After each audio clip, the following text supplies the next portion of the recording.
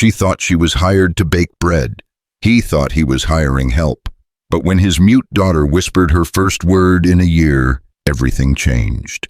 This is the story of Grace Evans, a woman running from her past, a widowed rancher guarding his broken heart, and a silent child who became the bridge between them.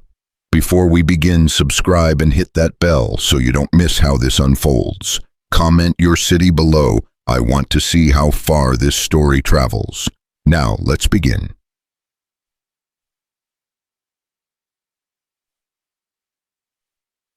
I said, "Get off my property before I put you in the ground."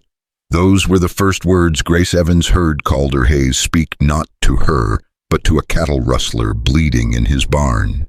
She'd arrived at the ranch only 10 minutes earlier, still dusty from the freight wagon, still clutching her mother's rolling pin like a weapon.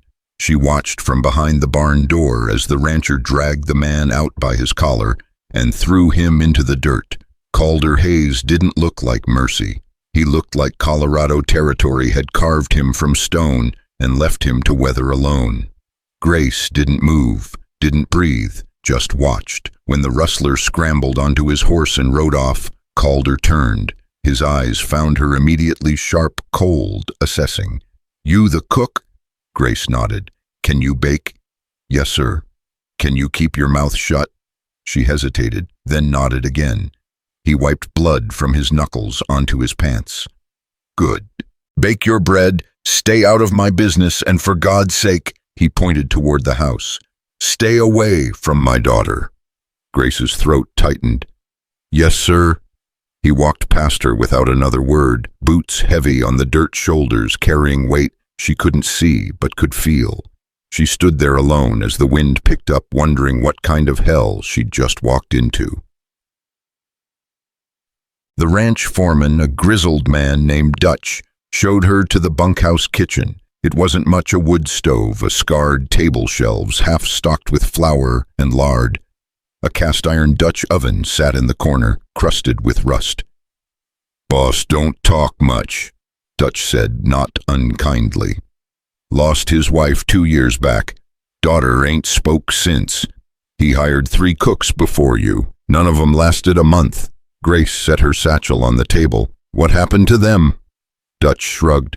"Got spooked, I reckon. Place is quiet as a grave most days. Some folks can't stomach that kind of silence."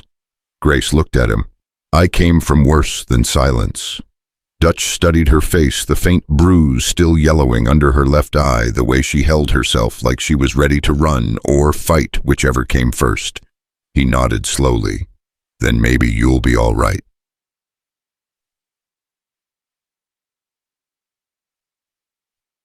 That first night, Grace didn't sleep.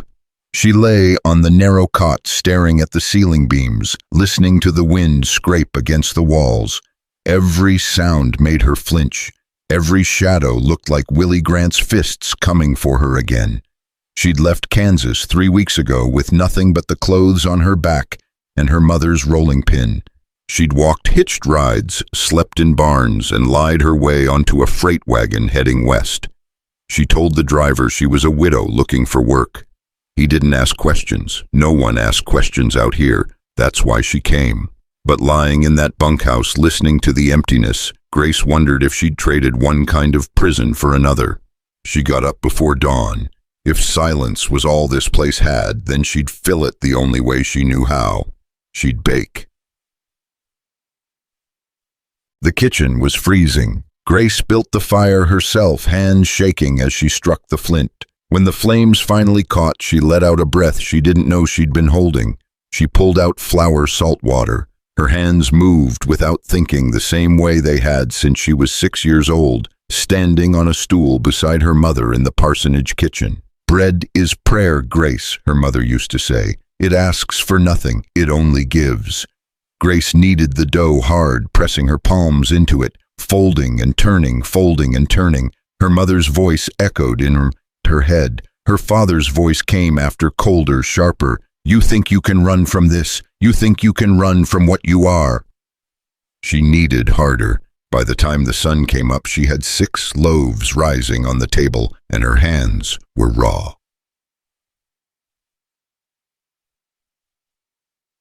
The ranch hands came in one by one, dirty, tired, hungry. They didn't say much, just nodded, took their bread, and left. Grace watched them go, then wrapped one small loaf in cloth and set it aside. Dutch noticed. "What's that for?" "The girl," Grace said quietly. Dutch's face darkened. Boss said, "I know what he said." Grace met his eyes. "I'm not going near her, I'm just leaving bread." Dutch opened his mouth, then closed it. Finally, he sighed. "Your funeral." Grace waited until midday when the men were out in the fields. Then she walked to the main house. It was bigger than she expected, 2 stories, wraparound porch, paint peeling in long strips. The front door was shut tight. The curtains were drawn. Grace didn't knock. She set the loaf on the porch rail unwrapped so the smell would carry. Then she walked back to the bunkhouse without looking back.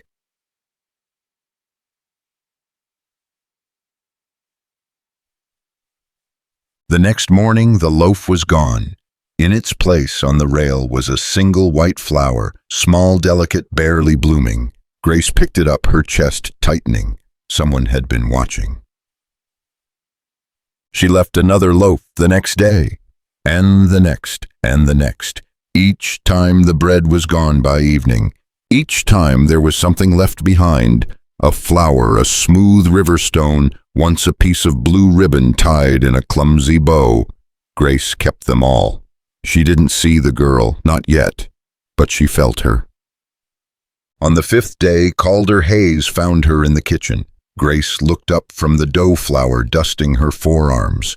He stood in the doorway, hat in hand, face unreadable. "You've been leaving food," he said. It wasn't a question. Grace didn't deny it. "Yes, sir.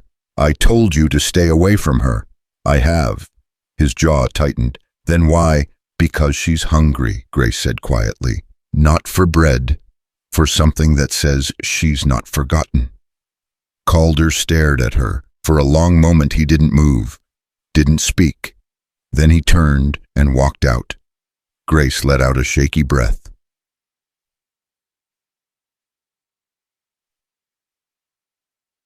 That night she heard footsteps on the porch. She opened the door to find a bundle of firewood stacked neatly against the wall. No note, no explanation. But the next morning when she left another loaf on the rail, Calder was standing on the porch. He looked at the bread, then at her. "She won't come out if you're here," he said. Grace nodded. "I know." "Then why do you keep doing it?" Grace thought of her mother, of the Kansas parsonage, of the nights she'd gone to bed hungry because her father said she didn't deserve to eat. "Because someone should have done it for me," she said softly.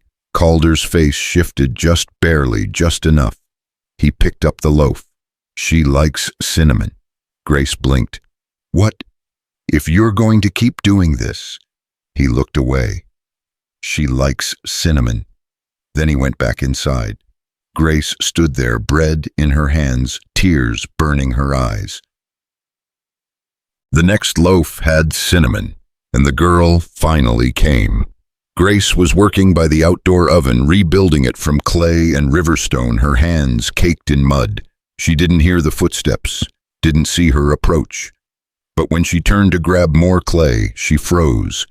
A little girl stood at the edge of the barn, half hidden in shadow, 4 years old maybe, dark hair pulled into a braid, eyes the color of storm clouds.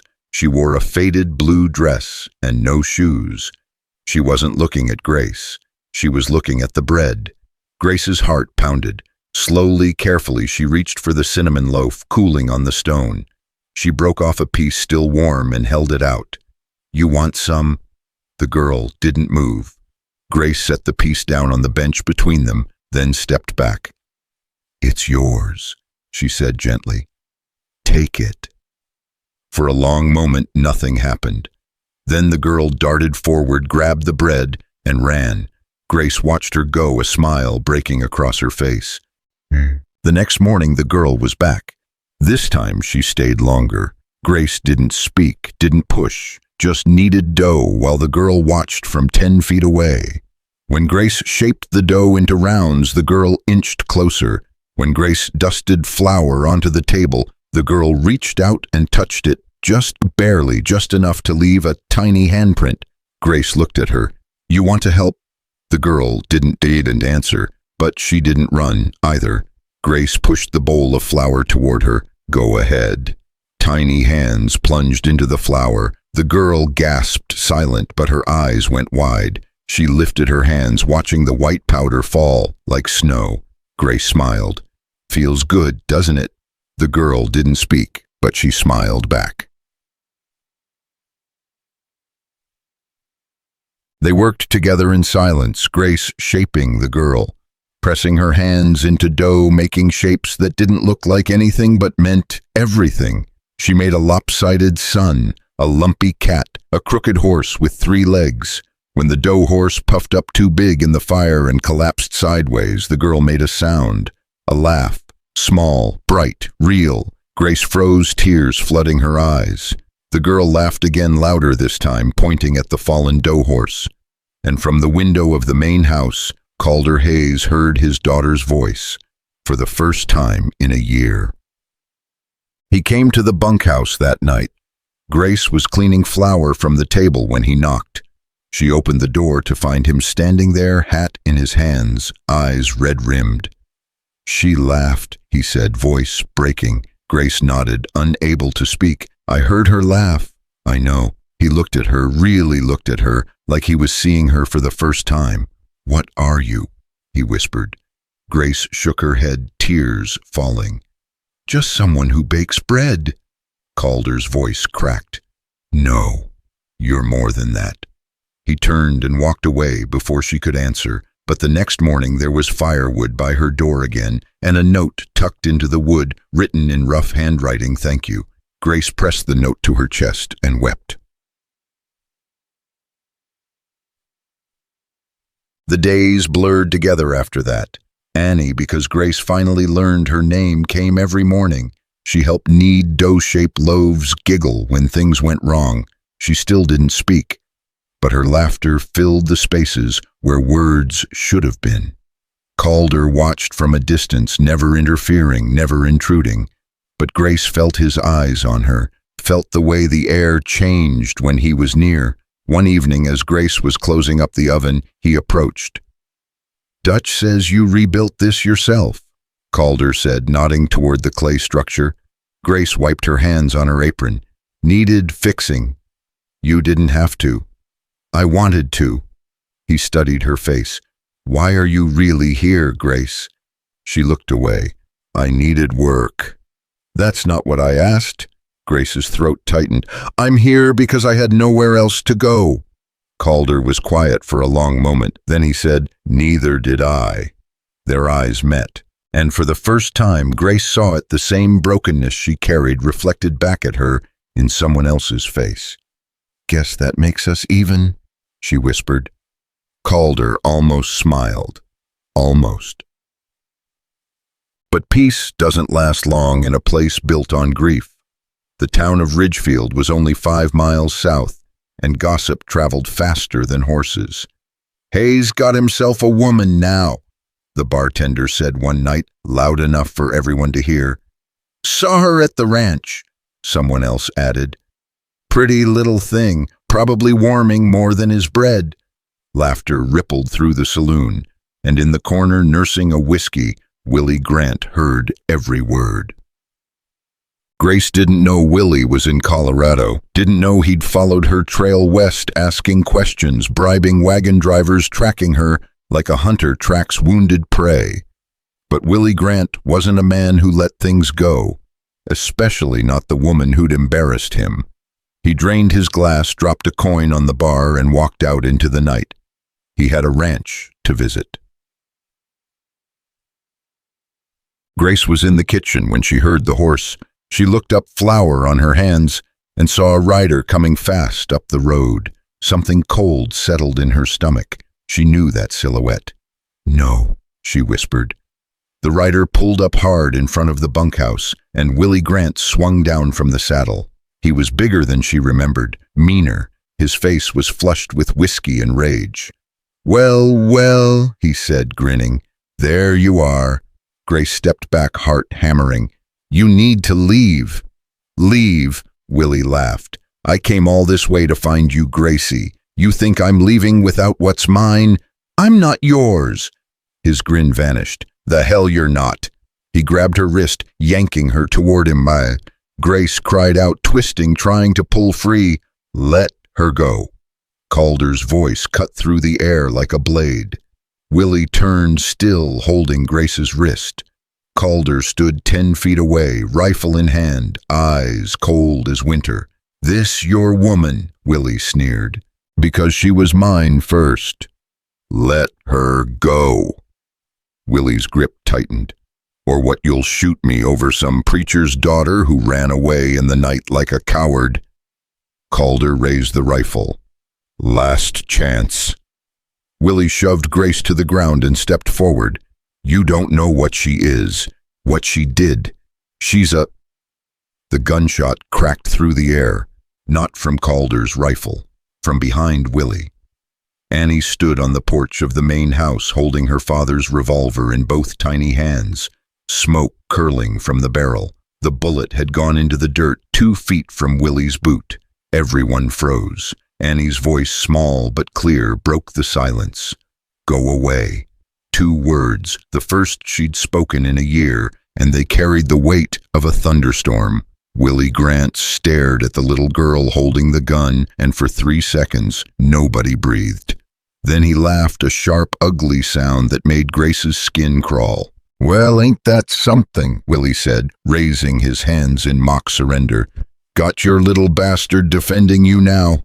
Calder moved faster than Grace had ever seen a man move. He crossed the distance between them in 4 strides and slammed the rifle butt into Willie's jaw. The crack echoed across the yard. Willie went down hard, spitting blood into the dirt. "Get off my land," Calder said, his voice so quiet it was almost a whisper. "And if you ever speak about my daughter again, they won't find enough of you to bury." Willie pushed himself up onto his hands and knees, blood dripping from his mouth. He looked at Grace, eyes full of poison. "This ain't over." "Yes, it is," Grace said, her voice steadier than she felt. Willie spat again, then staggered to his horse. He pulled himself into the saddle, swaying, and pointed a finger at Calder. "You're protecting a liar and a thief. When you figure out what she really is, don't come crying to me." He kicked his horse and rode off, leaving a trail of dust and blood. The silence that followed felt heavier than the confrontation itself. Grace looked at Annie, still standing on the porch, with the gun hanging at her side. The girl's face was pale, her eyes wide and glassy. Grace rushed toward her, and Annie dropped the revolver and ran into her arms. "It's okay," Grace whispered, holding her tight. "You're okay. You're so brave. You're so brave." Annie buried her face in Grace's shoulder and started to cry, huge, racking sobs that shook her whole body. Calder came over and gently took the gun from where it had fallen. His hands were shaking. He looked at his daughter, then at Grace, and his voice came out rough and broken. "She spoke." Grace nodded, tears streaming down her face. "I know. She hasn't said a word in a year, and the first thing she does is—" He stopped, unable to finish. "She protected me," Grace said softly. Calder's eyes met hers, and something passed between them that had no name but felt like an earthquake.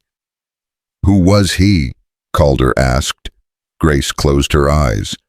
"Someone I ran from. Is he coming back? I don't know." Calder looked toward the road where Willie had disappeared, then back at Grace. "Then we'll be ready if he does." That night, Grace couldn't sleep again. She lay on her cot, staring at the ceiling, Willie's words circling in her head like vultures. Liar and a thief.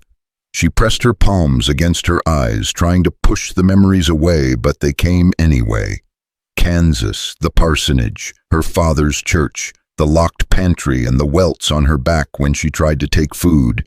The night Willie Grant came courting all charm and pretty words, and her father smiled for the first time in years. "Finally," he'd said, "someone willing to take you off my hands." Willie had seemed kind at first, brought her flowers, called her beautiful, but kindness was just the mask he wore until the wedding was planned and the dowry was promised. Then the mask came off. The first time he hit her was 3 weeks before the wedding. She'd laughed at something another man said in the general store, and Willie took her behind the building and backhanded her so hard she saw stars. "You're mine," he'd hissed. "You don't smile at nobody but me." She'd tried to tell her father. He told her to be more obedient. She'd tried to leave. Willie found her at the train station and dragged her back by her hair. The night before the wedding, she'd lain in her bed and prayed to a God she wasn't sure was listening anymore. "Please, if you're real, show me a way out." The next morning, Willie's horse went lame. He had to ride to the next town to buy a new one. It bought her 6 hours. 6 hours to steal her mother's rolling pin pack, a satchel, and run. She'd been running ever since. Grace jolted awake to someone knocking on the door. She grabbed the rolling pin from under her pillow and crept to the door. "Who is it?" "It's me," Calder's voice. She opened the door. He stood in the moonlight, hat off, face shadowed. "Can't sleep either." Grace shook her head. "Can I come in?" She hesitated, then stepped aside. Calder entered slowly, looking around the small bunkhouse like he'd never seen it before. He stopped in the middle of the room, hands in his pockets, and for a long moment, neither of them spoke. Finally, he said, "I need to know what I'm dealing with." Grace's stomach tightened. "What do you mean? That man, Willie, he called you a liar and a thief." Calder's voice was careful, measured. "Is he right?" Grace's hands clenched at her sides. "I never stole anything, but I did lie." "About what?" "About who I was, where I came from." She took a breath. "I told people I was a widow. I'm not. I was supposed to be a wife, but I ran the night before the wedding." Calder studied her face. "Why?" "Because he would have killed me eventually." Her voice cracked. "Maybe not the first year, maybe not the second, but one day I would have said the wrong thing or looked the wrong way, and he would have gone too far, so I left." Calder was quiet for a long time. Then he said, "Did your family try to find you?" Grace laughed bitterly. "My father was relieved. One less mouth to feed, one less reminder of the wife who died giving birth to me. And Willie doesn't let go of things. He thinks I'm his property, that running away was theft." She met Calder's eyes. "So maybe he's right. Maybe I am a thief. I stole myself back." Calder's jaw worked. "You didn't steal anything. You escaped. The law doesn't see it that way." "I don't give a damn what the law sees." His voice was hard. "You're not going back to him. Not now. Not ever." Grace's throat closed up. "You don't have to." "Yes, I do." Calder took a step closer. "Annie spoke today. For the first time in a year, my daughter used her voice. You did that. You brought her back. I'm not letting some bastard from Kansas take that away from us." Tears spilled down Grace's cheeks. "I didn't come here to cause trouble. I know. I just wanted to disappear. I know that too." Calder's voice softened. "But you didn't disappear. You showed up. And now you're part of this place, whether you meant to be or not." Grace wiped her face with shaking hands. "What if he comes back? Then I'll handle it. He's not the kind of man who gives up." Calder's eyes went cold. "Neither am I." The next morning, Annie didn't come to the kitchen. Grace waited kneading dough, glancing at the door every few minutes. When Dutch came in for breakfast, she asked, "Have you seen Annie?" Dutch shook his head. "Boss has her up at the house. Think yesterday spooked her pretty good." Grace's chest tightened. "Is she all right?" "Don't know. He won't let nobody near her." Grace set down the dough and wiped her hands on her apron. "I'm going up there." Dutch raised an eyebrow. "He told you to stay away from her once before." "That was before she spoke." Grace pushed past him. "That was before everything changed." She crossed the yard and climbed the porch steps. The front door was shut. She knocked. No answer. She knocked again. "Calder, it's Grace." Silence. She tried the handle. Locked. Calder, please, I just want to make sure she's okay. More silence, then finally footsteps. The lock turned. The door opened a crack. Calder stood in the shadows, looking like he hadn't slept. She's fine. Can I see her? She's resting. Please. Grace's voice broke. She saved my life yesterday. Let me see her. Calder hesitated, then opened the door wider. The house was dim, curtains still drawn. He led her upstairs to a small bedroom. Annie was curled up in bed, clutching a rag doll, eyes open but distant. Grace knelt beside the bed. Hey, sweetheart. Annie didn't move. Grace reached out slowly and brushed hair from the girl's forehead. You were so brave yesterday. The bravest person I've ever met. Annie's eyes shifted slightly, focusing on Grace's face. Are you scared? Grace asked softly, a tiny nod. Me too. Grace took her hand. But you know what being scared doesn't mean you're not brave. It means you're brave enough to keep going, even when you're afraid. Annie's fingers tightened around Grace's. I'm not going anywhere, Grace whispered. Tut. I promise. Behind her, Calder's breath hitched. Grace stayed with Annie for an hour, just sitting, just being there. When the girl finally fell asleep, Grace stood and found Calder waiting in the hallway. Thank you, he said quietly.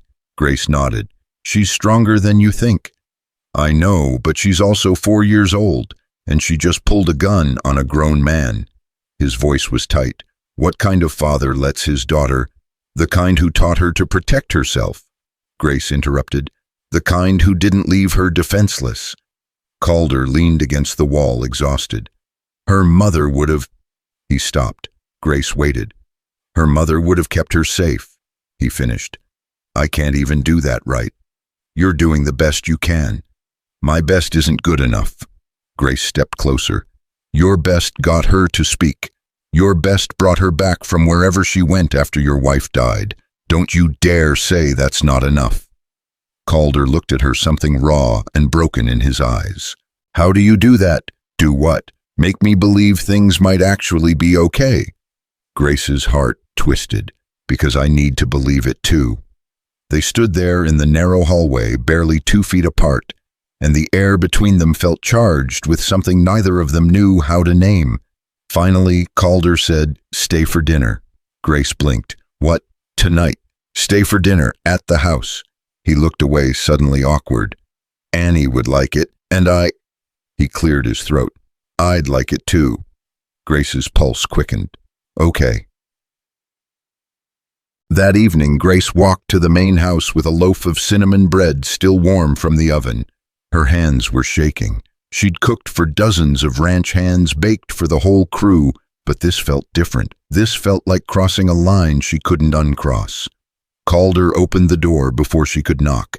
He'd cleaned up, shaved, put on a fresh shirt, combed his hair back. He looked younger, less weathered. Come in, he said. The inside of the house was sparse but clean. A large wooden table dominated the main room, and Annie sat at one end, swinging her legs, the rag doll in her lap. When she saw Grace, her face lit up. Grace's throat tightened. Hi, sweetheart.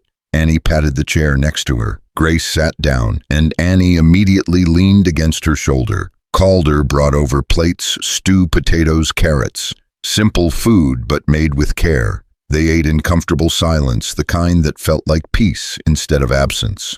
Halfway through the meal, Annie tugged on Grace's sleeve. Grace looked down. Yes. Annie pointed at the bread. Grace broke off a piece and handed it to her. Annie took it, then pointed at Calder. Grace understood. She broke off another piece and held it out to him. Calder took it, his fingers brushing hers. Thank you. Their eyes met, and Grace felt heat rise in her cheeks.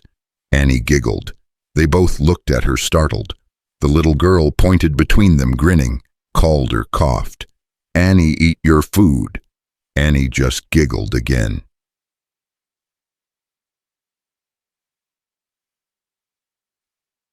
After dinner, Annie fell asleep on the couch, her head in Grace's lap. Grace stroked her hair gently while Calder cleaned the dishes. She never did that with the other cooks, Calder said from the kitchen. Did what? Trusted them. He came back into the room, drying his hands on a towel. She barely looked at the last woman, wouldn't go near her. Grace kept her voice soft so she wouldn't wake Annie. Maybe she knew I needed her as much as she needed me. Calder sat down across from them. You're good with her. She's easy to love. He watched them for a long moment, something unreadable in his expression. Finally, he said, My wife died in this house. Grace looked up surprised. Fever, Calder continued. Came on fast. One day she was fine, the next she couldn't get out of bed. 3 days later she was gone. His voice was flat, emotionless, the way people talk when they've told a story so many times it's lost all feeling. Annie was 2. She cried for weeks. Then one day she just stopped. Stopped crying, stopped talking, stopped everything. The doctor said it was grief, that she'd come out of it eventually. But she didn't, Grace said quietly. Not until you. Grace didn't know what to say to that. Calder leaned forward, elbows on his knees. I hired you because I needed a cook. I told you to stay away from Annie because I was afraid. He stopped, his jaw working. I was afraid she'd get attached, and you'd leave like everyone else. Like her mother, like the other women who couldn't stand how quiet this place is. I'm not leaving, Grace said. How do I know that? Because I don't have anywhere else to go. She met his eyes. And because for the first time in my life, I don't want to run. Calder stared at her, and something shifted in his face, something that looked like hope, fragile and terrifying. Grace? A gunshot cracked through the night. They both jumped. Annie jolted awake, crying out. Calder was on his feet instantly, grabbing the rifle from above the mantel. Stay here. Calder, stay with Annie. Lock the door behind me. He was out the door before Grace could argue. She gathered Annie into her arms, the girl clinging to her, shaking. Grace carried her to the corner farthest from the windows and crouched down, heart hammering. Another gunshot, then shouting. Grace held Annie tighter. It's okay. Your papa's got this. He's got this. But her voice was shaking too. 5 minutes passed like an hour. Then the front door opened. Grace tensed, ready to run, ready to fight. It's me. Calder's voice. She let out a breath and stood still, holding Annie. Calder came inside, rifle in one hand, a piece of torn fabric in the other. His face was grim. What happened? Grace asked.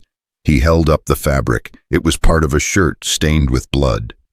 Somebody tried to torch the barn. Dutch heard them and fired a warning shot. They ran. Grace's stomach dropped. Willie. Probably. Calder set the rifle down and ran a hand through his hair. Or someone he paid. Either way, this is getting worse. I should leave, Grace said, her voice hollow. I should leave before someone gets hurt. No. Calder's voice was sharp. He crossed to her in 2 strides and gripped her shoulders. You're not leaving. You hear me. You're not running again. But if he comes back, I'll kill him. Calder's eyes were hard as stone. I mean it, Grace. I will put him in the ground before I let him take you. Annie whimpered. They both looked down. The little girl was staring up at them, tears on her cheeks. Don't go, Annie whispered. Grace's heart shattered. Sweetheart, don't go, Annie said again, louder this time. Please don't go. Grace dropped to her knees and pulled the girl into her arms. I won't. I promise I won't go. Calder knelt beside them, wrapping his arms around both of them. We're going to be okay, he said, his voice rough. All of us. We're going to be okay. But as Grace held them both, she wondered if promises were enough to keep the darkness away. That night, Calder insisted Grace stay in the house. He gave her the guest room upstairs and put Annie to bed in her own room across the hall. Then he sat in the main room with his rifle across his lap and waited for morning. Grace couldn't sleep. She lay in the unfamiliar bed, listening to the house settle, to Calder pacing downstairs, to the wind rattling the windows. Around midnight, she gave up and went downstairs. Calder looked up when she appeared. Can't sleep. No. He nodded toward the chair across from him. Company's welcome. She sat down, wrapping a blanket around her shoulders. They sat in silence for a while, the lamplight casting long shadows across the walls. Finally, Grace said, "Tell me about your wife." Calder's expression didn't change. "Why?" "Because Annie never talks about her, and you don't either, and I think that's why she stopped talking in the first place." Calder was quiet for a long time. Then he said, "Her name was Mary. She was a school teacher, came out here from Boston thinking she'd change the world." He smiled faintly. "She changed mine instead." "How'd you meet?" "Church social. I was 22, cocky as hell, thought I knew everything. She told me I was an idiot within the first 5 minutes. Grace almost smiled. "Sounds like a good match." It was. Calder's smile faded. "She softened me, made me better. When Annie was born, Mary said it was the happiest day of her life. She used to sing to her every night, made up little songs about everything, the stars, the horses, the bread rising in the oven." "Annie remembers that," Grace said softly. Calder looked at her surprised. "She hums sometimes," Grace explained. "When we're baking, just little tunes. I think they're her mother's songs." Calder's eyes went bright with unshed tears. "I didn't know that. Maybe it's time to ask her." He nodded slowly. "Maybe it is." They sat together until dawn, not talking, just being. And when the first light broke over the horizon, Grace realized something had changed. She wasn't just the cook anymore. She was home.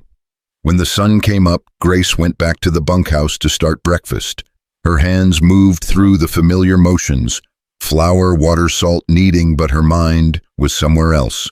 She kept seeing Calder's face in the lamplight, kept hearing the way his voice broke when he talked about Mary. She was falling for him. The realization hit her like a punch to the stomach. She stopped kneading, her hands frozen in the dough, and closed her eyes. No, she couldn't. She was his employee, a woman with a past that could destroy everything, a woman who'd brought danger to his doorstep. But when she opened her eyes and saw Annie standing in the doorway, holding her rag doll and smiling, Grace knew it was already too late.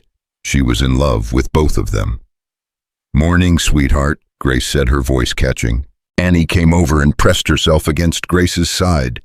"Bake?" Grace's heart swelled. "Yeah, let's bake." They worked together like they had every morning, but this time felt different. Annie hummed while she worked those little tunes Grace had mentioned to Calder. And when Grace started humming along, Annie looked up at her with such joy that Grace had to turn away to hide her tears. "Your mama used to sing to you, didn't she?" Grace asked softly. Annie nodded, her face growing serious. "Do you remember the words?" Annie shook her head. "That's okay. The music's enough." Grace brushed flour from the girl's cheek. "Your mama would be so proud of you. You know that, right?" Annie's eyes filled with tears. "Miss Mama." "I know, baby. I know you do." Grace pulled her close. "But she's still here, in your heart, in your papa's heart, in every song you hum." Annie buried her face in Grace's apron and cried, not the panicked sobs from yesterday, but something deeper, grief finally finding its way out. Grace held her and let her cry, rocking her gently, whispering the things she wished someone had whispered to her when her own mother died. That's how Calder found them. Grace on the floor, Annie in her arms, both of them crying. He stood in the doorway, his face unreadable. Then he crossed the room and knelt beside them, wrapping his arms around both of them without saying a word. They stayed like that until Annie's tears stopped and the bread in the oven started to burn. Grace scrambled up, wiping her face. "Oh God, the bread!" Calder caught her wrist. "Let it burn." She looked at him confused. "Let it burn," he repeated, his voice rough. "This is more important." So they sat on the floor while smoke filled the kitchen and the bread turned to charcoal, and somehow it was the most perfect morning Grace had ever known. Later, after they'd opened all the windows and scraped the ruined bread into the trash, Dutch came in looking worried. "Boss, we got a problem." Calder stood, his face going hard again. "What kind of problem?" "Sheriff's here asking questions about what happened last night." Grace's blood went cold. Calder looked at her, then back at Dutch. "Tell him I'll be out in a minute."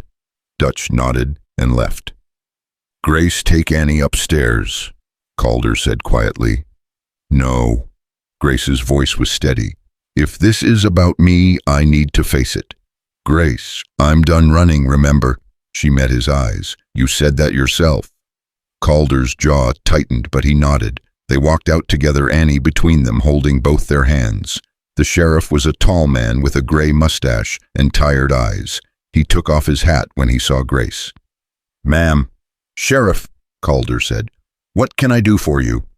"Had a report of gunfire last night, and someone in town says there was an altercation here yesterday.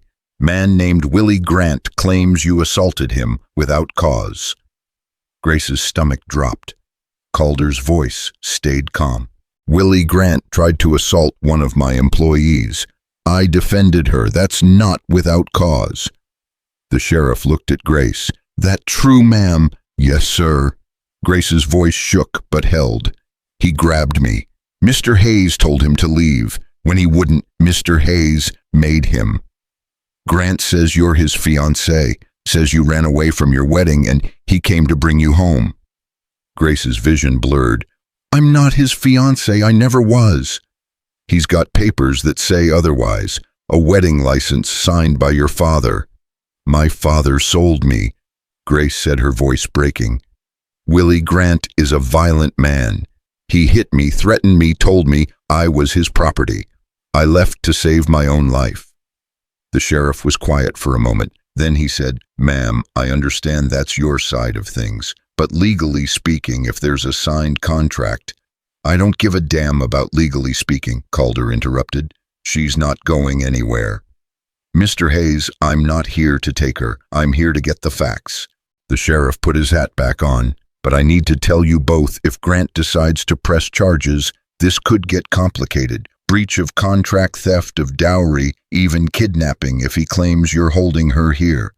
"That's insane," Grace whispered. "That's the law." The sheriff's face softened. "Look, between you and me, I don't like Grant. Met him yesterday and he struck me as trouble.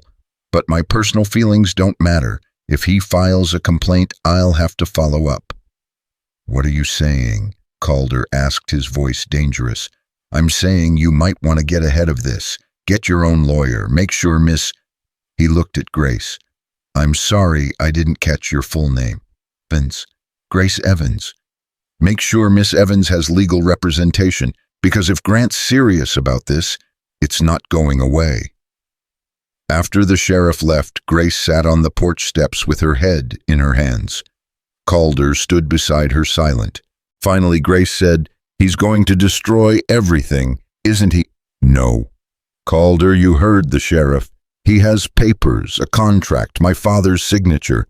None of that matters. It does to the law. Then we'll fight the law." Calder sat down beside her. "Grace, look at me." She raised her head. "I meant what I said. You're not going back to him. I don't care what papers he has or what your father signed. You're staying here. But if he presses charges, let him. I've got money. I'll hire the best lawyer in Colorado if I have to. We'll fight this." Grace's eyes filled with tears. "Why are you doing this?" Calder looked at her like she'd asked the stupidest question in the world. "Because you're family now." The word hung in the air between them, heavy, precious, terrifying. "I'm not, though," Grace whispered. I'm just your cook." "You're Annie's—" Calder stopped, his voice catching. "You're more than that. You know you are." Grace looked away, her heart hammering. Don't what? Don't say something you can't take back." "What if I don't want to take it back?" His voice was rough, urgent. "What if I'm tired of pretending I don't feel this?"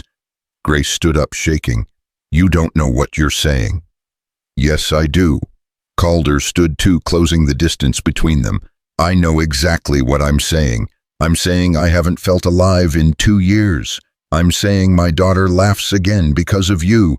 I'm saying I think about you every damn minute of every damn day, and I can't—" He stopped, breathing hard. "I can't lose you, too." Calder, I love you. The words cracked something open inside Grace's chest. She stared at him, unable to breathe, unable to speak.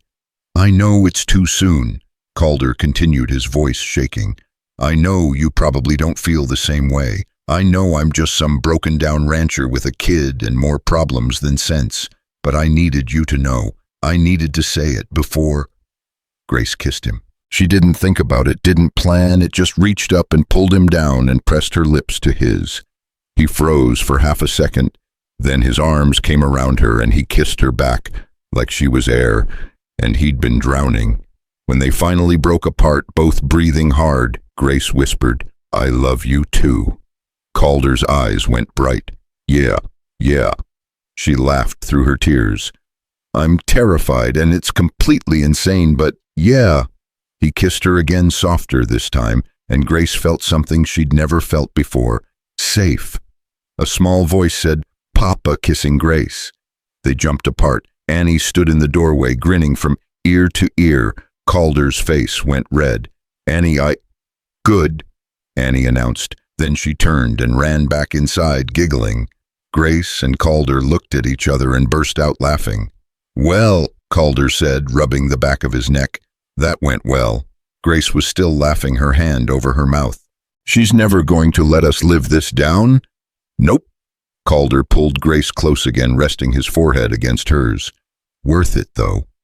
For a moment, standing there in the morning sun with his arms around her, Grace let herself believe that maybe everything really would be okay. Then Dutch came running across the yard, his face pale. Boss, the barn's on fire. They ran. Black smoke poured from the barn's west side, flames already eating through the old wood. The horses were screaming inside, terrified. The ranch hands were trying to get water from the pump, but it wasn't fast enough. Get the horses out, Calder shouted. Grace, get Annie and stay back. But Grace was already running toward the barn. She grabbed a bucket from Dutch and threw water on the flames near the door. The heat was intense, burning her face, but she didn't stop. Calder got the first horse out, then the second. 3 more were still inside, trapped in the back stalls. The roof's going to collapse, Dutch yelled. Boss, we need to get out, not without the horses.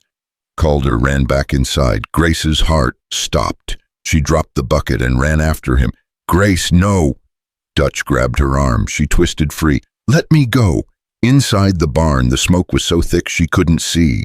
She pulled her apron over her mouth and nose and felt her way along the wall. The horses were screaming, their hooves thundering against the stalls. Calder, she shouted. Here! His voice came from somewhere ahead. I can't get the latch. She found him by touch, his hands fumbling with a stuck bolt on the last stall. The horse inside was wild with fear, slamming against the door. Move, Grace said. She pulled out her rolling pin, still tucked in her apron pocket, and slammed it against the bolt. Once, twice, 3 times. The metal bent, the latch gave. Calder threw the door open, and the horse bolted past them, nearly knocking them down. We need to go, Grace shouted over the roar of the flames. They ran for the door, but a beam crashed down in front of them, blocking their path. Flames licked up the walls on both sides. The heat was unbearable. Calder grabbed Grace's hand.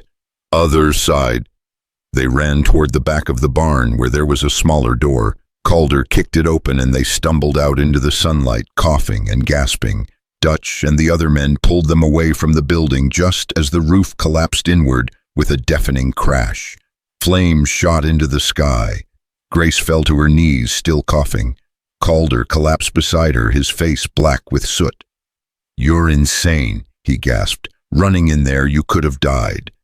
So could you. Grace shot back, tears streaming down her face. You think I'm going to let you die saving horses? They're my horses. And you're... She stopped, unable to say it. I'm what? Mine, she whispered. You're mine now, so don't you ever do something that stupid again. Calder stared at her, then started laughing, a raw, exhausted sound. You're something else, Grace Evans. So are you, Calder Hayes. They sat there in the dirt, watching the barn burn, holding hands, like it was the only thing keeping them tethered to the earth. Annie came running over, sobbing, and threw herself at both of them. They held her between them while the fire raged and the smoke climbed into the sky. When the sheriff returned an hour later with half the town behind him, he found them sitting in the yard covered in soot and ash. "Mr. Hayes, I'm afraid I have bad news," the sheriff said. "Willie Grant filed a formal complaint this morning, claims you assaulted him, stole his fiancée, and now he's saying you set fire to your own barn for insurance money and to frame him." Calder stood slowly, his face dark with rage. "That son of a—" "Boss," Dutch interrupted, running over. "We found this in the grass by the barn." He held up a lantern, cheap tin, the kind you could buy at any general store. "Still smells like kerosene. Whoever sent the fire left in a hurry." The sheriff examined the lantern. "This proves someone set the fire, doesn't prove who." "It was Willie Grant," Grace said, standing. "You know it was." "What I know and what I can prove are two different things, ma'am." The sheriff's face was grim. "Look, I believe you, but Grant's been in town making a lot of noise.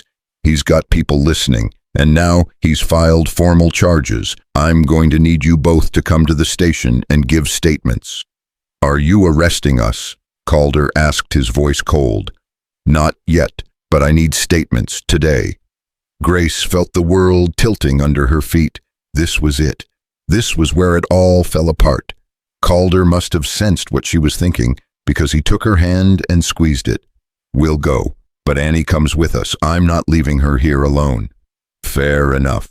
The sheriff looked to them both with something like pity. "For what it's worth, I hope this works out for you folks, but I've got to follow the law." "The law's broken," Calder said flatly. "Maybe so, but it's all we got." They rode into town in the sheriff's wagon, Annie sitting between them, still holding both their hands. The streets were full of people who stopped and stared as they passed. Grace heard the whispers. "That's her, the one who ran away. Heard she's a thief. Hayes is a fool getting mixed up with that kind of woman." Grace kept her head high, but inside she was screaming. At the sheriff's office they were separated. Grace was taken to a small room with a deputy who looked barely old enough to shave. He asked her questions: where she was from, who Willie Grant was, why she left Kansas, what happened at the ranch. Grace answered everything truthfully, her voice steady even though her hands were shaking. When he asked if she'd signed a wedding contract, she said yes. When he asked if she'd taken anything when she left, she said only what belonged to her mother. When he asked if she loved Calder Hayes, she said yes, without hesitation. The deputy wrote it all down, his pen scratching across the paper. When he was done, he looked at her with something like sympathy. "Ma'am, I hope you know what you're doing. This kind of thing, breaking a contract, running away from a man who has legal claim, it doesn't usually end well." "I don't care how it ends," Grace said quietly, "as long as it ends with me free." In the other room, Calder was telling the sheriff about the fire, about Willie's threats, about finding Grace with bruises that first day. He told him everything except the part where he'd fallen in love with her. Some things were too private for the law. When they were finally released 2 hours later, the sun was setting. They stepped out of the sheriff's office to find a crowd waiting. Willie Grant stood at the front, his face still bruised from where Calder had hit him. He smiled when he saw Grace. "There she is," he said loudly, "my runaway bride." "I'm not your anything," Grace said, her voice carrying across the street. "The law says different." Willie pulled out a folded paper from his pocket and waved it. "Wedding contract signed and sealed. You're mine, Gracie, whether you like it or not."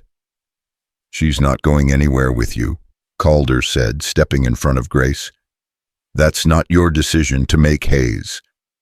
Willie's smile widened. "That's between me, her, and the law's on my side." The sheriff stepped out behind them. "Grant, you've filed your complaint. Now go home and let the courts handle it." "Oh, I will, but I want everybody here to know." Willie pointed at Grace. "That woman is a thief and a liar. She took my money, broke her father's word, and ran off like a coward. And Hayes here is harboring a criminal." "That's enough," the sheriff warned. But Willie wasn't done. "You think you're better than me, Hayes? You think because you got some land and a dead wife's name to hide behind that you're somebody special. You're nothing. And when the court orders her back to Kansas, I'll make sure she remembers what happens to women who try to run from their obligations." Calder moved so fast Grace didn't see it coming. 1 second he was standing beside her, the next, his fist connected with Willie's jaw, and the man went down hard. The crowd gasped. The sheriff grabbed Calder. "Hayes, stop!" But Calder was shaking with rage. "You touch her again, you even look at her wrong, and I swear to God I'll kill you." Willie laughed from the ground, blood trickling from his mouth. "You hear that, Sheriff? He just threatened to kill me, in front of witnesses." The sheriff's face went tight. "Mr. Hayes, you're under arrest for assault." Grace's world shattered. "No. Grace, take Annie home." Calder said, his voice suddenly calm. "I'll be fine." "Calder, take her home."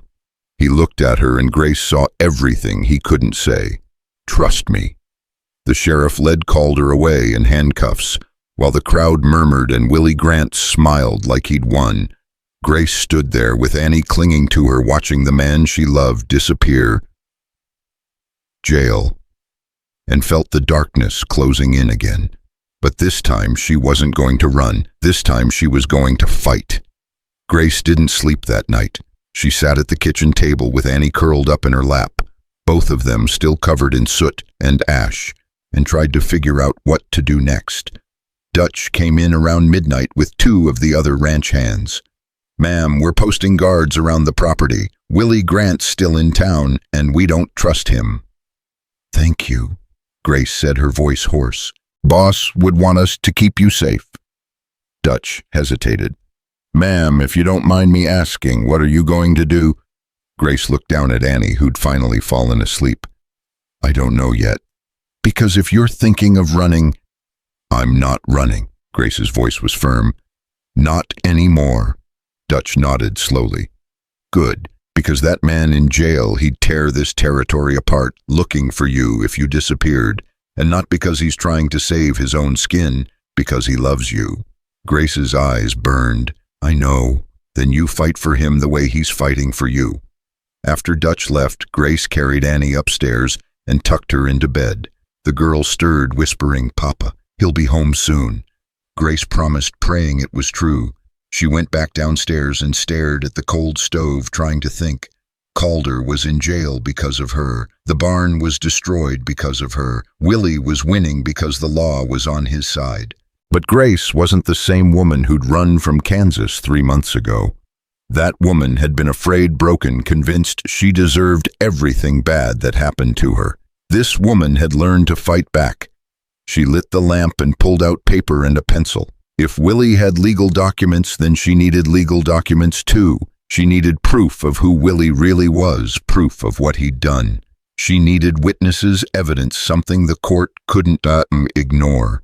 Grace started writing. She wrote down every time Willie had hit her, every threat he'd made, every bruise she'd hidden. She wrote about the night he'd dragged her back from the train station, about the way her father had looked the other way, about the wedding contract signed without her real consent. When she was done, her hand was cramping and dawn was breaking. She had her truth on paper. Now she needed someone to listen. Grace woke. Annie got them both cleaned up and hitched the wagon herself. Dutch tried to stop her. "Ma'am, where are you going?" "To find a lawyer," Grace said. "And then I'm getting Calder out of that jail. You can't just watch me." She drove into town with Annie beside her, the morning sun turning the sky gold and pink. The streets were quiet this early, most people still in bed. Grace tied the horse outside the office of Samuel Porter, attorney at law, and knocked on the door. A middle-aged man with spectacles and ink-stained fingers opened it, looking surprised. "We're not open yet." "I need a lawyer," Grace said, "and I need one now." Porter looked at her, then at Annie, then at the desperate determination in Grace's eyes. He stepped aside. "Come in." Grace told him everything. She showed him what she'd written, showed him the fading bruises Willie had left weeks ago, told him about the barn fire and the arrest and Willie's threats. Porter listened without interrupting, his expression growing darker with each detail. When she finished, he sat back in his chair and was quiet for a long moment. "Ma'am, I'll be honest with you," he finally said. "This is going to be difficult. Contract law is clear. If you signed that document and your father signed as your guardian, Willie Grant has a legal claim." Grace's heart sank. "So there's nothing I can do." "I didn't say that." Porter leaned forward. "The law also recognizes duress. If you can prove you signed under threat of harm or that Grant has been violent toward you, we might be able to void the contract. But we'd need witnesses, evidence, more than just your word against his. My father saw him hit me. He did nothing." "Would your father testify?" Grace laughed bitterly. "No, he wanted me gone." "Then we need other witnesses, people in Kansas who saw Grant's behavior, maybe a doctor who treated your injuries, a neighbor who heard the fights, someone from the church." "The church was my father's," Grace said. "Everyone there answered to him." Porter drummed his fingers on the desk. "What about here? Has Grant shown violent behavior since he arrived in Colorado? He tried to burn down the barn. He threatened me in front of Calder and the ranch hands." "Did anyone else see him at the barn?" Grace thought back. "Dutch, one of the ranch hands, he found the lantern Grant used. The sheriff took it as evidence." "That's good. That's something." Porter made notes. "And the assault charges against Mr. Hayes, those work in our favor too, actually. It shows Hayes was defending you, that there was provocation. If we can establish a pattern of Grant's aggression, we can argue Hayes acted reasonably." "How long will this take?" Grace asked, her voice tight. "Depends on the judge. Could be days, could be weeks." "Calder doesn't have weeks. He's sitting in a cell right now because he protected me." Porter looked at her over his spectacles. "Then we'd better work fast. I'll file a motion to have him released on bail this morning. In the meantime, I need you to write down every single interaction you've had with Willie Grant, going back to when you first met him. Names, dates, everything you remember. Can you do that?" "Yes." "Good. And Miss Evans?" Porter's voice softened. "I want you to know I believe you. I've seen men like Grant before. They hide behind the law while breaking every moral code that matters. We're going to fight this." Grace felt tears prick her eyes. "Thank you." Annie tugged on Grace's sleeve. "Papa, come home now." Grace squeezed her hand. "Soon, sweetheart. Soon." They spent the next 3 hours in Porter's office. Grace wrote while Annie colored with pencils the lawyer gave her. When Grace's hand cramped, she switched hands and kept writing. Every detail, every moment, every scar. Porter left around noon to file the bail motion. He came back 2 hours later, looking frustrated. The judge denied bail. Grace's stomach dropped. Why? "He says Hayes is a flight risk, and with Grant claiming attempted murder." Attempted murder. Grant amended his complaint this morning.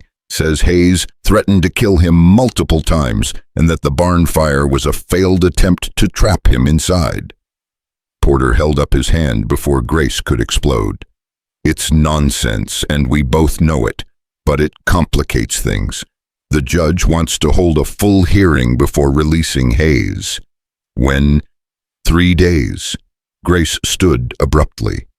"I need to see him. The sheriff might not allow." "I don't care what the sheriff allows. I need to see Calder." Porter studied her face, then nodded. "I'll see what I can do." An hour later, Grace stood outside the jail cell, watching Calder pace like a caged animal. His face was bruised, his knuckles scraped, but his eyes lit up when he saw her. "Grace." He grabbed the bars. "Annie, is she?" "She's fine. She's with your lawyer." Grace moved closer, her hands covering his through the bars. "Calder, I'm so sorry. This is all my fault." "Don't!" His voice was fierce. "Don't you dare apologize for his actions." "But if I hadn't come here, if I'd just kept running, then I'd still be half dead inside and Annie would still be silent." Calder squeezed her hands. "You gave us our lives back, Grace. I'd spend a year in this spell if it meant keeping you safe. You're not spending a year anywhere. Porter's fighting the charges. We're going to get you out." "What about Willie?" Grace's jaw tightened. Porter thinks we can void the contract if we prove duress, but we need evidence witnesses. I'll testify. Dutch and the men will testify. It might not be enough. We need people from Kansas, people who saw what he did to me before I ran. Grace's voice dropped. I have to go back. Absolutely not. Calder. No, you're not going back there. It's too dangerous.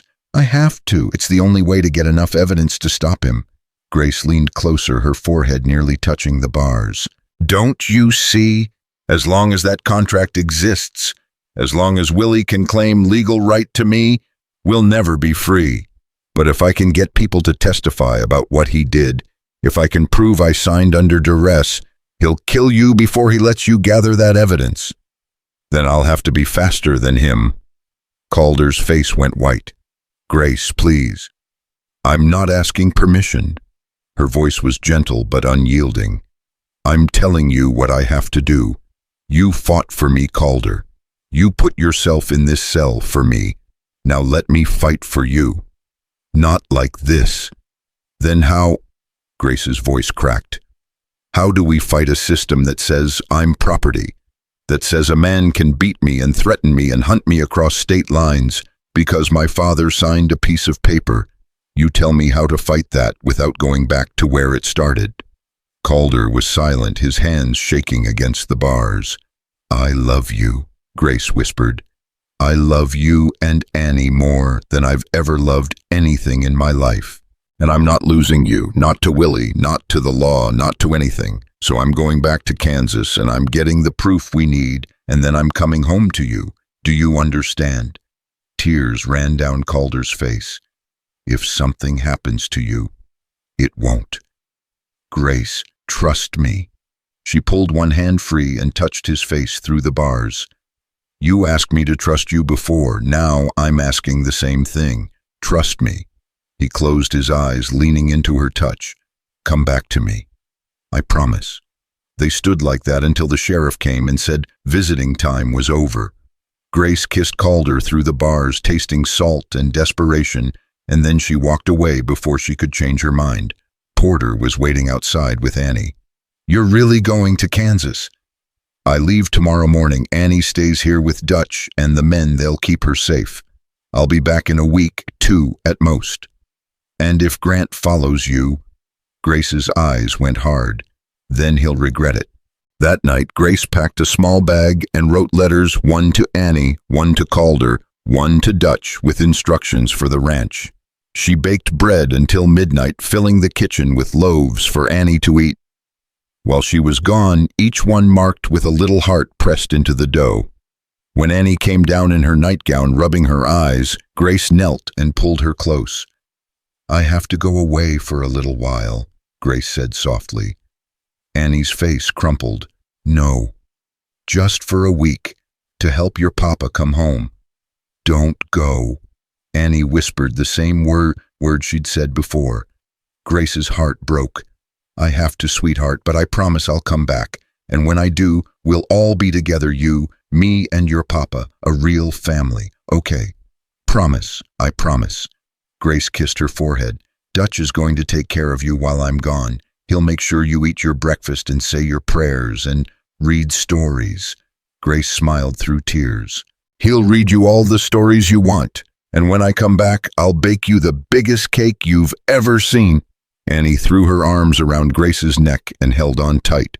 Grace held her back, memorizing the feel of her, the smell of her hair, the sound of her breathing. I love you, Annie. Love you, Mama. Grace froze. The word hung in the air between them, huge and terrifying and perfect.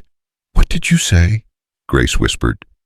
Annie pulled back, her eyes serious. Mama, you're my mama now. Grace couldn't speak, couldn't breathe. She just held Annie and cried until they were both exhausted. When she finally got Annie back to bed, Grace sat alone in the dark kitchen and let herself feel everything she'd been holding back. Fear, love, determination, rage. She thought of Calder in that cell, of Annie calling her mama, of Willie's smug face when the sheriff led Calder away. She thought of her own mother, who'd died bringing Grace into this world, who'd never gotten to see what her daughter became. and she thought of Mary Calder's wife, who'd loved her family so fiercely that her daughter still hummed her songs years later. Grace pulled out her mother's rolling pin and held it in her hands. It was just wood worn smooth from years of use, but it felt like power. "I'm going to fix this," she whispered to the ghosts of mothers past. "I'm going to make this right." Dawn came cold and gray. Grace loaded her bag into the wagon and said goodbye to Dutch and the ranch hands. They'd wanted to send someone with her, but she'd refused. This was something she had to do alone. "You take care of that little girl," Grace told Dutch. "Don't let her out of your sight." "Yes, ma'am. And you?" Dutch's voice was gruff. "You come back safe. You hear boss will have my hide if anything happens to you. I'll be back before you know it." She drove away as the sun rose, not looking back because she knew if she did, she'd lose her nerve. The journey to Kansas took 5 days of hard travel. Grace slept in the wagon, ate cold bread, and pushed through exhaustion and fear. Every mile that passed felt like moving backward in time, back toward the person she used to be, small, scared, helpless. But she wasn't that person anymore. She'd learned to fight. She'd learned to love. She'd learned that running wasn't the same as surviving. And now she was going to teach Willie Grant what it meant to underestimate Grace Evans. When she finally rolled into the outskirts of her old town, her hands were shaking on the reins. Everything looked the same: the church steeple, the general store, the dusty main street, like she'd never left. Like the last 3 months had been a dream. But they weren't a dream. They were the most real thing that had ever happened to her. Grace drove straight to the church and found her father in his study, bent over his Bible. He looked up when she entered and his face went pale. "Grace?" "Father." Her voice was cold. He stood slowly, like she might attack him. "What are you doing here?" "I need you to tell the truth." "About what?" "About Willie Grant. About what you saw him do to me. About why you were so eager to marry me off to a man you knew was violent." Her father's face hardened. "I don't know what you're talking about." "Yes, you do. You saw the bruises. You heard me crying at night. You knew exactly what kind of man he was, and you gave me to him anyway. I did what was best for you." Grace laughed, sharp and bitter. "Best for me or best for you? Did he pay you, father? Is that what I was worth? A few coins and one less mouth to feed. Watch your tongue." "No." Grace stepped closer. "You watch yours, because I'm going to court, and I'm going to tell them everything. Every bruise, every threat, every time you turned your back while Willie hurt me, and then I'm going to ask them if that sounds like consent to you." Her father's face went red. "You signed that contract under duress, with a man standing over me telling me I had no choice, with you telling me it was my Christian duty to submit." Grace's voice shook with rage. "That's not consent, father. That's coercion. The law won't see it that way." "Maybe not, but your congregation will. Your community will. They'll know what kind of man you are, what kind of father you are. They'll know you sold your daughter to save yourself from having to care for her." Her father grabbed her arm, his fingers digging in. "You ungrateful," Grace yanked free. "Don't touch me. You lost that right a long time ago." She turned and walked out, leaving him standing there, and didn't look back. Over the next 3 days, Grace went door to door through the town, talking to everyone who would listen. She found the doctor who'd treated her sprained wrist after Willie twisted it. She found the shopkeeper who'd seen Willie drag her out of the store by her hair. She found the neighbor woman who'd heard the fights through the thin church walls.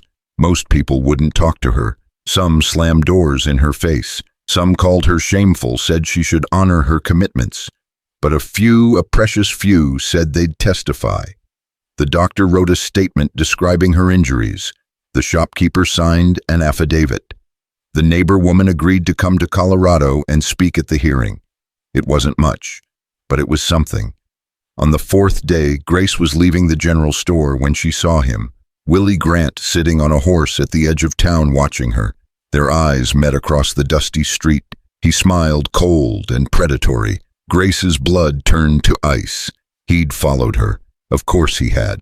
He'd probably been watching her this whole time, letting her gather her evidence, thinking it didn't matter because he'd already won.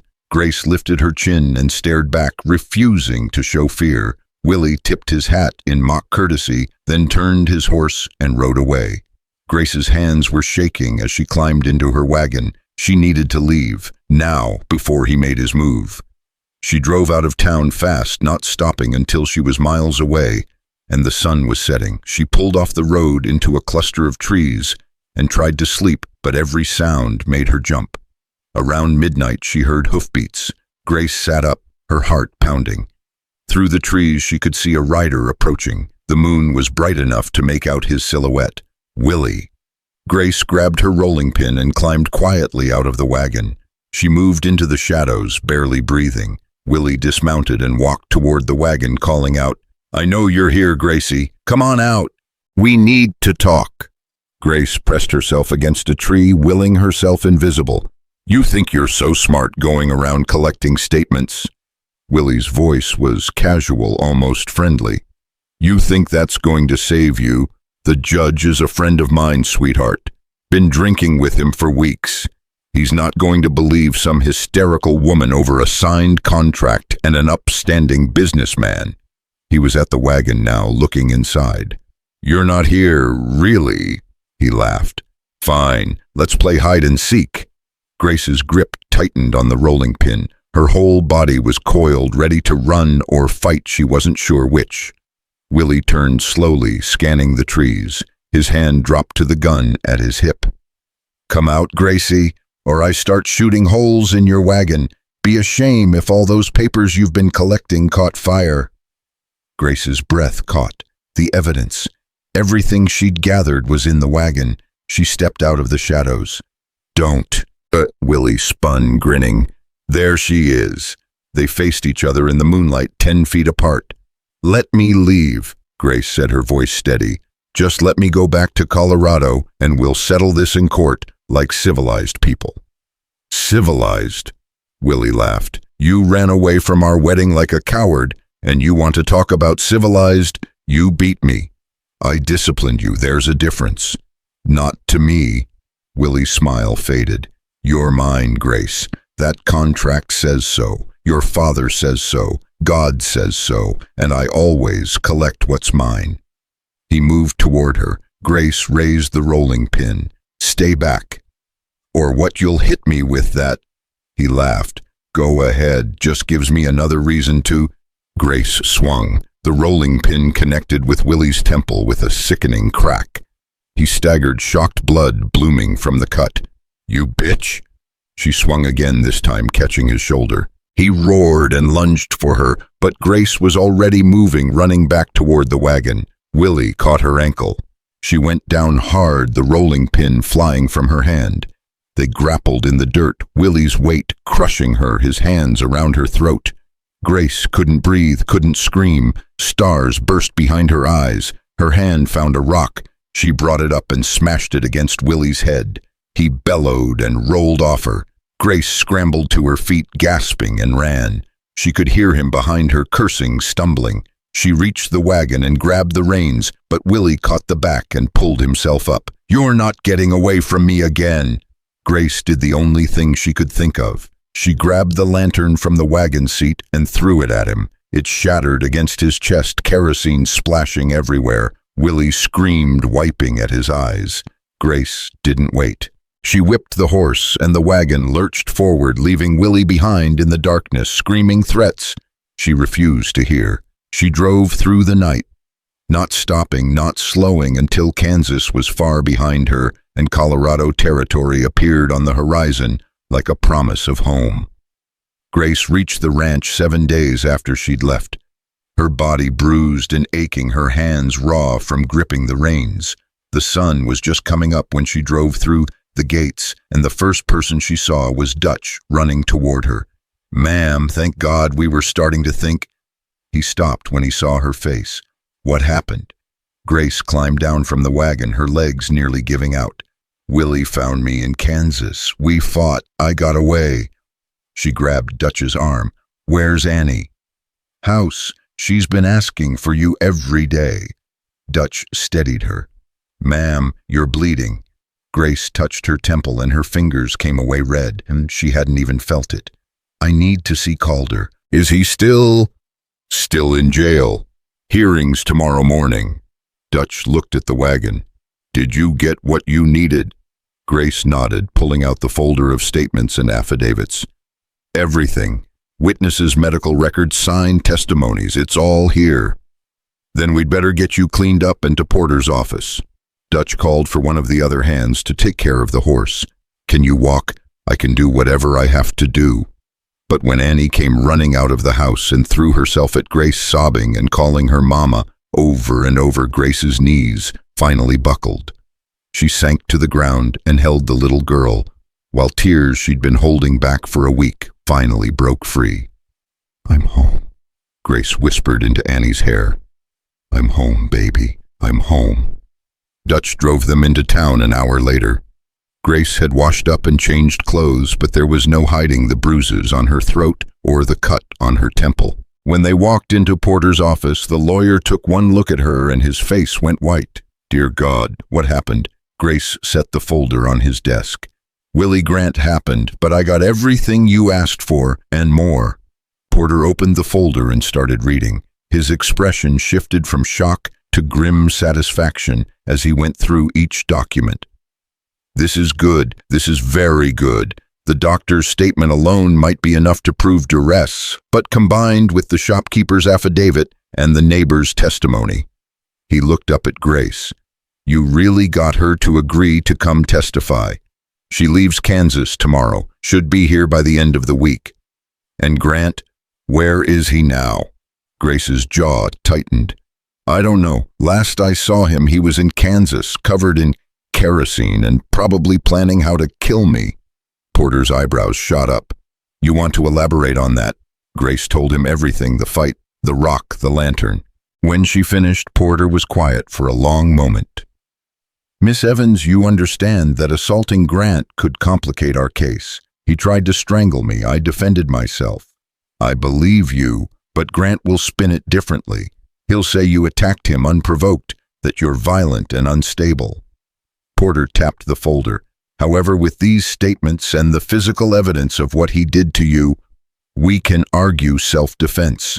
The bruises on your neck support that. When can I see Calder? After we present this evidence to the judge. If he's satisfied there's enough to question the validity of the contract, he might release Hayes pending the full hearing.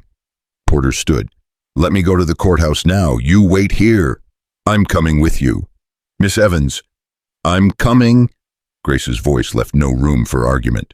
I didn't go through hell and back just to sit in an office. I'm facing that judge, and I'm telling him exactly what Willie Grant is. Porter studied her face, then nodded slowly. All right, but let me do most of the talking. Judges don't like emotional outbursts. Then the judge is going to be disappointed. They walked to the courthouse together, Annie holding Grace's hand. The building was stone and imposing, built to intimidate. Grace felt small walking up those steps, but she kept moving. The judge was a stern man with silver hair and cold eyes. He looked at Grace over his spectacles like she was something distasteful. Mr. Porter, I hope you have a compelling reason for this emergency meeting. Porter presented the folder. Your Honor, new evidence has come to light that directly impacts the validity of the marriage contract between Miss Evans and Mr. Willie Grant. The judge took the folder and began reading. Grace watched his face, trying to gauge his reaction, but he gave nothing away. Minutes ticked by. Annie fidgeted beside Grace, sensing the tension. Finally, the judge looked up. These are serious allegations. Yes, Your Honor. Mr. Grant has presented himself as an upstanding citizen. These statements paint a very different picture. Because they're true, Your Honor, Grace said, unable to stay quiet. Everything in that folder is the truth. The judge's eyes narrowed. Miss Evans, I'll remind you that you're not on the stand. You'll speak when spoken to. Grace bit her tongue, fury building in her chest. Porter stepped in smoothly. Your Honor, Miss Evans has fresh injuries consistent with assault injuries she received from Mr. Grant when he confronted her in Kansas 4 days ago. She was forced to defend herself with lethal force to escape. Is that true, Miss Evans? Grace met the judge's eyes. Yes, sir. He tried to kill me. I hit him with a rock and threw kerosene on him to get away. The judge's face remained impassive. And you expect me to believe you're the victim in this situation? I expect you to read those statements and use common sense. Grace said, her voice rising. I expect you to see that a man who beats a woman, who burns down barns, who threatens murder, that man doesn't deserve the protection of the law. Miss Evans. Porter tried to intervene, but Grace was done being quiet. You want to talk about upstanding citizens? Calder Hayes is rotting in your jail because he defended me from a violent criminal, while Willie Grant walks free collecting sympathy, filing false charges. You call that justice? Miss Evans, control yourself or I'll hold you in contempt. Then hold me in contempt. At least I'll be in the same building as the man I love instead of waiting for your system to decide whether I'm human enough to have rights. The judge slammed his gavel. That's enough. Grace was shaking, tears streaming down her face. Annie clutched her hand, frightened. Porter put a hand on Grace's shoulder. Your Honor, please. Miss Evans has been through a tremendous ordeal. She's exhausted and traumatized, but the evidence speaks for itself. We're asking that you review these statements, release Mr. Hayes, pending a full hearing, and issue a restraining order against Willie Grant. The judge was silent, his face carved from granite. Grace was certain he was about to throw them all out, maybe arrest her too. Then he said, I'll review this evidence. Come back in 2 hours. Your Honor, 2 hours, Mr. Porter. That's my decision. They left the courthouse and Grace collapsed on a bench outside, her whole body trembling. Porter sat beside her looking worried. That was incredibly risky, speaking to the judge that way. I don't care. You should. He could have made things much worse. Grace looked at Annie, who was watching her with wide, scared eyes. She pulled the girl close. I'm sorry, sweetheart. I didn't mean to frighten you. You were brave, Annie whispered. Grace almost laughed. I was angry. Brave, Annie insisted. 2 hours felt like 2 years. They sat outside the courthouse while the sun climbed higher and the town moved around them. People stared. Grace heard whispers. She ignored them all. Finally, Porter came back from checking with the clerk. His face was unreadable. The judge wants to see us. Grace's heart stopped. And let's go find out. They walked back into that cold stone building, back into that courtroom where the judge sat like a king on his throne. Grace's hands were clenched so tight her nails drew blood. The judge looked at them over his spectacles. I've reviewed the evidence Mr. Porter presented. I've also reviewed Mr. Grant's original complaint and the statements he provided. He paused. This court finds sufficient cause to question the validity of the marriage contract in question. Grace's breath caught. Furthermore, given Miss Evans' documented injuries and the testimony of witnesses regarding Mr. Grant's violent behavior, I'm issuing a temporary restraining order preventing Mr. Grant from coming within 100 yards of Miss Evans, Mr. Calder Hayes, or the Hayes property. Porter grabbed Grace's arm before she could collapse. I'm also releasing Mr. Calder Hayes from custody pending a full hearing on all charges, which will be held 2 weeks from today. At that hearing, both parties will present their complete cases, and I will make a final determination regarding the contract and all related criminal charges. The judge's eyes fixed on Grace. Miss Evans, you're free to go, but I warn you, if you assault Mr. Grant again for any reason, I will not be lenient. Yes, Your Honor. Grace could barely get the words out. And Miss Evans, for what it's worth. The judge's expression softened just barely. My daughter ran from a violent marriage 20 years ago. She's alive today because she had the courage to fight back. Don't waste this chance. Grace's throat closed up. Thank you, Your Honor. They practically ran to the jail. The sheriff was already processing Calder's release when they arrived. Grace heard his voice before she saw him, heard him asking the sheriff if Grace was all right, if Annie was safe. Then he came through the door and saw them. Time stopped. Calder's eyes found Grace first, taking in the bruises, the cut, the exhaustion. Then he looked at Annie standing beside her, his face crumpled. "Papa." Annie broke free and ran to him. Calder dropped to his knees and caught her, holding her so tight, Grace thought they might both break. He was crying, shoulders shaking, face buried in his daughter's hair. "I'm sorry," he kept saying. "I'm so sorry, baby girl. Papa's here now. Papa's here." Grace stood, frozen, tears streaming down her face, watching them. This was what she'd fought for, this moment, this family. Calder looked up and reached for her.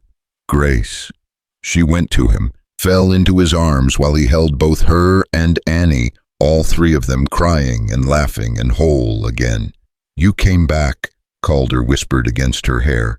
"You promised you'd come back, and you did." "I'll always come back," Grace said. "Always." They stayed like that until the sheriff cleared his throat awkwardly and said they should probably take their reunion somewhere more private. Dutch was waiting outside with the wagon. When he saw them all together, his weathered face broke into a grin. "Welcome home, boss." The ride back to the ranch was quiet but peaceful. Annie fell asleep between them, her head on Grace's lap, her hand holding Calder's. They didn't talk much. Words felt unnecessary. When they pulled up to the ranch, the other hands came out to greet them, shaking Calder's hand, tipping their hats to Grace. Someone had cleaned up the barn debris while they were gone. Someone else had left a pot of stew warming on the stove. Grace realized, standing there in the yard with Calder's arm around her shoulders and Annie pressed against her side, that this was what home felt like. Not a place, not a building, but people who fought for each other, people who stayed. That night, after Annie was asleep and the house was quiet, Calder and Grace sat on the porch together. He held her hand gently, his thumb tracing the bruises on her wrist. "Tell me what happened," he said softly. So she did, all of it. Willie finding her, the fight, the rock, the lantern. Calder listened without interrupting, his face getting darker with each detail. When she finished, he said, "I should have gone with you. I had to do it alone. You could have died, but I didn't."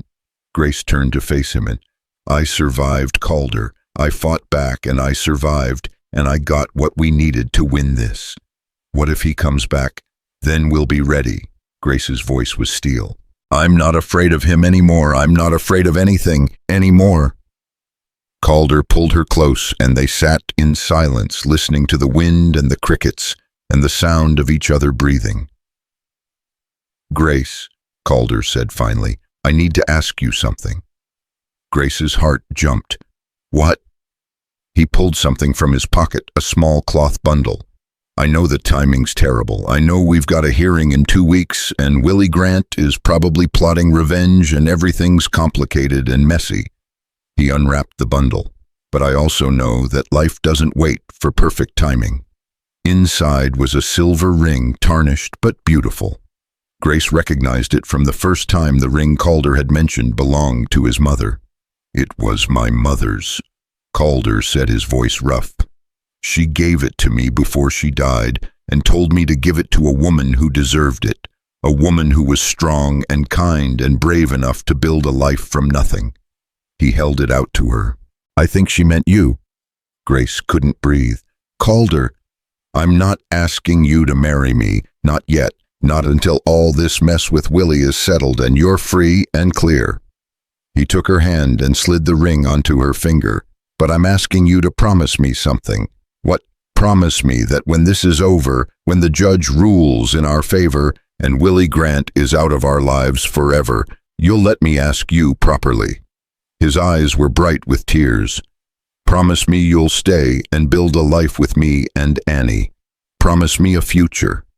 Grace looked at the ring on her finger, at this man who'd fought for her, trusted her, loved her even when it cost him everything. She thought of Annie sleeping upstairs, of the bread rising in the kitchen, of all the mornings yet to come. "I promise," she whispered. "I promise you everything." Calder kissed her, then soft and sweet and full of hope. And Grace knew no matter what happened at that hearing, no matter what Willie tried to do, she'd already won. She'd found her home, she'd found her family, she'd found herself. The next 2 weeks passed in a blur of preparation. Porter coached Grace on what to say, how to stay calm, how to present her case without letting emotion overtake her.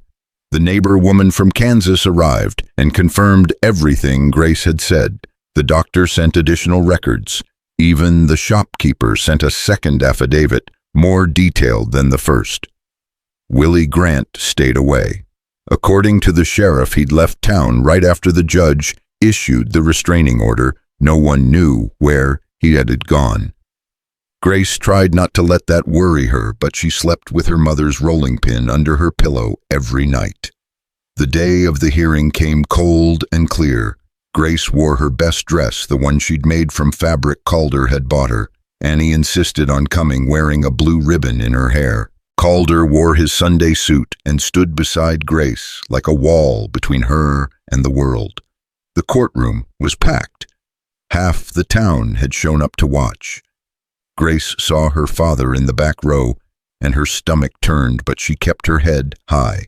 Willie Grant sat at the defendant's table with his own lawyer, a slick man from Denver. Willie's face was still bruised from their fight, and when he saw Grace, his eyes filled with pure hatred. Grace stared back without flinching. The judge called the court to order. We're here today to determine the validity of a marriage contract between Grace Evans and Willie Grant, and to address related charges of assault and arson. Mr. Porter, you may present your case. Porter stood and methodically laid out their evidence. The medical records showing Grace's injuries, the shopkeeper's testimony about Willie dragging her through town, the neighbor's account of hearing violence through the church walls, the doctor's statement about treating her sprained wrist. Then Grace took the stand. Porter asked her to describe her relationship with Willie from the beginning. Grace told the truth, all of it. The courtship that had seemed kind at first, the first time he hit her, the way her father had ignored it, the wedding contract signed under threat. And why didn't you go to the authorities? Porter asked. Because my father was the authority in our town, Grace said, and he'd made it clear I had no choice. Willie told me if I tried to leave, he'd make sure I regretted it. After he dragged me back from the train station, I believed him. What changed? Grace looked at Calder and Annie, sitting in the front row. I realized there were people worth living for, worth fighting for. I realized I deserved better than being someone's property. Willie's lawyer tried to paint Grace as unstable, vengeful, a woman who'd stolen money and broken a legal contract because she was too selfish to honor her commitments. He pointed to the fight in Kansas as proof of her violent nature. But then Porter called the neighbor woman to testify, and she described in heartbreaking detail the sounds she'd heard through the church walls, Grace crying, Willie shouting things, breaking. She described seeing Grace the next morning with a black eye and the way Grace had tried to cover it with powder. Did you ever see Mr. Grant show remorse for his actions? Porter asked. No, sir. I saw him brag about keeping his woman in line. Willie's face went red, but he said nothing. The final witness was Calder. He described finding Grace that first day, the old bruises he'd seen, the way she'd flinched when he moved too fast. He described Willie showing up at the ranch, the threats, the barn fire. And why did you hit Mr. Grant? Willie's lawyer asked on cross-examination. Because he was threatening the woman I love and my daughter, Calder said simply. And I'd do it again. The judge called for closing arguments. Willie's lawyer argued that contracts were sacred, that emotions didn't override the law, that Grace had made her choice and needed to honor it. Porter argued that contracts signed under duress were invalid, that Grace had been a victim of domestic violence, and that the law existed to protect people like her, not trap them. Grace held her breath while the judge deliberated. Minutes stretched into an eternity. Finally, the judge spoke. I've heard testimony from multiple witnesses describing a pattern of violent, controlling behavior by Mr. Grant. I've reviewed medical evidence of injuries sustained by Miss Evans. I've examined statements from individuals who witnessed Mr. Grant's aggression. He paused. The law recognizes that contracts signed under duress or threat of harm are not valid. This court finds that Miss Grace Evans signed the marriage contract with Mr. Willie Grant under duress, and while in fear for her physical safety. Grace grabbed Calder's hand. Therefore, the contract is hereby voided. Miss Evans is under no legal obligation to Mr. Grant. The judge's gavel came down. Furthermore, given Mr. Grant's documented history of violence and his recent attempt to assault Miss Evans in Kansas, I'm making the restraining order permanent. Mr. Grant is forbidden from contacting Miss Evans or coming within 500 yards of her, Mr. Hayes, or the Hayes property. Violation will result in immediate arrest. Willie shot to his feet. This is a joke. She's lying. All of them are lying. Mr. Grant, sit down or you'll be held in contempt. I don't care about your contempt. That woman is mine. The Bible says, the Bible doesn't override the law in this courtroom, the judge said coldly. Guards, remove Mr. Grant from my courtroom. Willie fought as two deputies grabbed him. He screamed at Grace as they dragged him toward the door. This isn't over. You hear me? This isn't over. Yes, it is, Grace said, standing. Her voice rang clear through the courtroom. It's over, Willie. You have no power over me anymore. You never will again. Willie lunged toward her, but the deputies held him back. They hauled him out of the courtroom, still screaming threats. The judge looked at Grace. Miss Evans, you're free to go, and may I suggest you live a good life. It's the best revenge. Grace nodded, unable to speak past the lump in her throat. Outside the courthouse, people swarmed them, some congratulating, some still muttering disapproval. Grace ignored them all. She just held on to Calder and Annie and let herself feel the weight lifting off her shoulder. It's over, she whispered. It's really over. Not quite, Calder said. He knelt down in the middle of the courthouse steps in front of half the town and took Grace's hand. You promised me I could ask you properly when this was over. Grace's heart stopped. Calder. Grace Evans, you walked into my life when I was half dead inside. You brought my daughter back from silence. You fought harder than anyone I've ever known for the right to be free, to be yourself, to be loved. His voice broke. Will you marry me? Will you be my wife and Annie's mother and let me spend the rest of my life trying to deserve you? Grace was crying too hard to speak. She just nodded over and over and pulled him up and kissed him, while the crowd erupted in cheers and applause. Annie jumped between them, laughing. Mama and Papa. They got married a month later under the cottonwood tree at the ranch, with Dutch officiating and the whole crew as witnesses. Annie carried a heart-shaped loaf of bread between them like a blessing, just as Grace had once imagined. Grace wore wildflowers in her hair and Calder's mother's ring on her finger, and when they said their vows, she meant every word with her whole soul. The years that followed were good ones. They rebuilt the barn together, bigger and better than before. Grace started teaching Annie and the neighbor children to bake, and word spread. Soon women were bringing their silent or struggling children to the ranch, asking Grace to work her magic. So Grace and Calder turned the old cattle shed into what Grace called the bread camp, a place where children who couldn't speak or who'd been hurt by the world could learn to shape dough with their hands and trust that good things could rise from their pain. Annie grew into a bright, talkative girl who read stories to the younger children and sang her mother Mary's songs while the bread baked. Grace never forgot where she came from or what she'd survived. She kept her mother's rolling pin on the mantel as a reminder that sometimes the tools of creation could also be weapons of protection, and that was all right. A woman could be both soft and strong. A woman could bake bread and fight battles. A woman could be whatever she needed to be. One evening, years later, Grace stood in the doorway of their home watching the sun set over the fields. The oven glowed warm behind her. Laughter drifted from the yard where Calder was teaching a group of children to rope fence posts while Annie read them a story about a princess who saved herself. Porter had sent word that Willie Grant had died 2 years earlier in a barroom fight in Nevada, drunk and broke and alone. Grace had felt nothing when she heard. He was already gone from her life in every way that mattered. Calder came up behind her and wrapped his arms around her waist, resting his chin on her shoulder. What are you thinking about? Grace leaned back against him, feeling his warmth, his solid presence, the steady rhythm of his heart against her back.